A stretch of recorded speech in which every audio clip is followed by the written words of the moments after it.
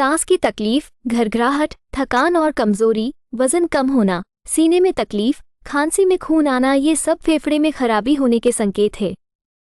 चेतावनी के संकेतों को नज़रअंदाज न करें। आपके फेफड़ों को तुरंत मदद की ज़रूरत हो सकती है। एलोपैथिक इंग्लिश दवाइयाँ खाने से एलर्जी हो सकती है और रिएक्शन कर सकती हैं। एलोपैथिक इंग्लिश दवाइयों की केमिकल इफेक्ट से आपके शरीर में अन्य रोग समस्याएं हो सकती है। उनसे छुटकारे के लिए आयुर्वेदिक औषधि और ट्रीटमेंट अपनाएं। एलोपैथिक इंग्लिश दवाइयों में लाखों रुपए खर्च करने के बजाय आप अपने बजट में आयुर्वेदिक ट्रीटमेंट अपनाएं।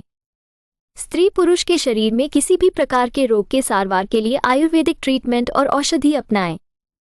किसी भी प्रकार के ऑपरेशन के बिना आयुर्वेदिक इलाज के लिए हमारे निष्णात डॉक्टरों की सलाह और मार्गदर्शन लें। उधना दरवाजा, सूरत।